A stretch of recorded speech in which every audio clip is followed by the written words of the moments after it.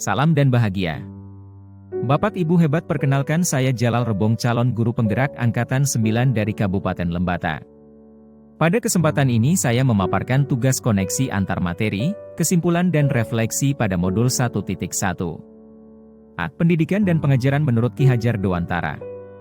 Pendidikan diartikan sebagai upaya atau usaha yang dilakukan untuk mengembangkan dan memajukan pendidikan budi pekerti atau karakter, pikiran, dan tubuh anak. Pendidikan juga menuntun kekuatan kodrat yang ada pada anak-anak, agar mereka dapat keselamatan dan kebahagiaan yang setinggi-tingginya baik sebagai manusia maupun anggota di masyarakat. Sedangkan pembelajaran adalah bagian dari pendidikan.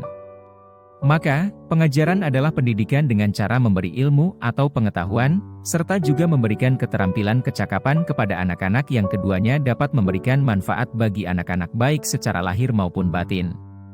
Lebih lanjut, pemikiran menurut Ki Hajar Dewantara, 2009, pendidikan dan pengajaran merupakan usaha persiapan dan persediaan untuk segala kepentingan hidup manusia, baik dalam hidup bermasyarakat maupun hidup berbudaya dalam arti yang seluas-luasnya. Ki Hajar Dewantara menyebutkan bahwa proses pendidikan meliputi 3 lingkungan, yaitu keluarga, sekolah dan organisasi pemuda yang dikenal sebagai Tripusat Pendidikan.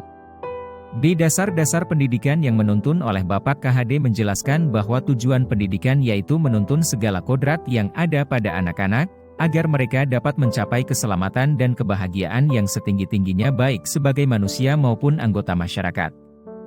3 filosofi pendidikan yang sangat populer dan bahkan menjadi semboyan pendidikan Indonesia adalah Ingarso Sung Tulodo, yang artinya di depan menjadi teladan, di depan artinya adalah seorang pimpinan. Dengan kata lain, seorang pimpinan harus mampu menjadi teladan. Ing Madio Mangunkarso, artinya di tengah-tengah kesibukan harus mampu membangkitkan dan memberi semangat. Tutwuri Handayani, artinya seseorang harus mampu memberikan dorongan baik moral maupun semangat dari belakang. Dalam menuntun laku dan pertumbuhan kodrat anak, Ki Hajar Dewantara mengibaratkan peran pendidikan seperti seorang petani atau tukang kebun. Anak-anak itu seperti biji tumbuhan yang disemai dan ditanam oleh Pak Tani atau Pak Tukang kebun di lahan yang telah disediakan. Anak-anak itu bagaikan bulir-bulir jagung yang ditanam. Bila biji jagung ditempatkan di tanah yang subur dengan mendapatkan sinar matahari dan pengairan yang baik, maka meskipun biji jagung adalah bibit jagung yang kurang baik atau kurang berkualitas, dapat tumbuh dengan baik karena perhatian dan perawatan dari Pak Tani. Demikian sebaliknya, meskipun biji jagung itu disemai adalah bibit berkualitas baik, namun tumbuh di lahan yang gersang dan tidak mendapatkan pengairan dan cahaya matahari serta tangan dingin Pak Tani, maka biji jagung itu mungkin tumbuh namun tidak akan optimal. Yang berikut kodrat alam dan kodrat zaman. Ki Hajar Dewantara menjelaskan bahwa dasar pendidikan anak berhubungan dengan kodrat alam dan kodrat zaman. Kodrat alam berkaitan dengan sifat dan bentuk lingkungan di mana anak berada, sedangkan kodrat zaman berkaitan dengan isi dan irama. Ki Hajar Dewantara mengelaborasi pendidikan terkait kodrat alam dan kodrat zaman sebagai berikut.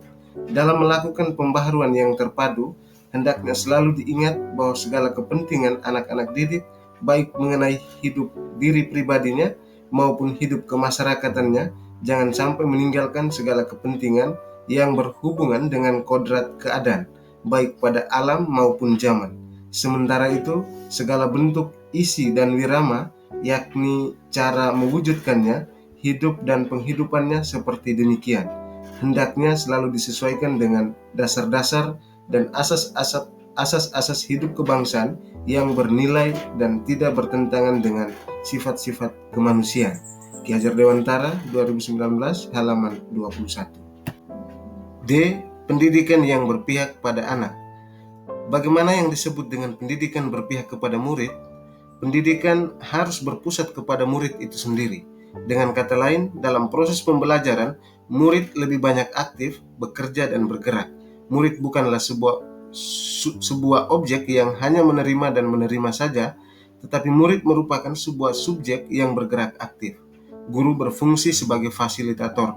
Guru dapat memberikan sumber-sumber belajar yang relevan. Guru dapat mengarahkan murid untuk melakukan hal-hal dalam mencapai tujuan pembelajaran. Guru dapat menggali potensi murid dan mendorong sehingga setiap potensi murid dapat berkembang dengan baik.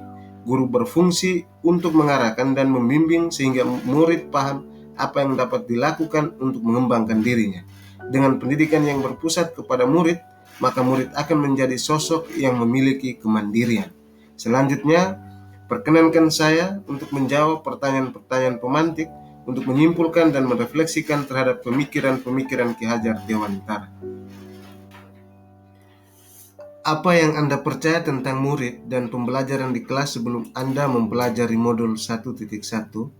Sebelum mempelajari modul 1.1, kebiasaan yang saya lakukan dalam proses pembelajaran antara lain: A. Saya berpikir bahwasanya siswa harus mendengarkan penjelasan yang saya sampaikan terkait materi. Siswa harus duduk tenang tanpa ada aktivitas lainnya. B. Saya hanya berfokus pada penyelesaian kurikulum dan bagaimana siswa mendapat KKN. Jadi lebih mengutamakan kemampuan kognitifnya tanpa memperhatikan perilaku murid. C. Saya hanya menggunakan media dan bahan ajar seadanya seperti buku pelajaran. D. Saya kerap memberikan hukuman atau sanksi kepada siswa yang tidak tertib atau membuat gaduh. E. Saya juga jarang sekali dalam proses pembelajaran tidak menggunakan metode yang berpusat kepada anak. 2. Apa yang berubah dari pemikiran atau perilaku Anda setelah mempelajari modul ini?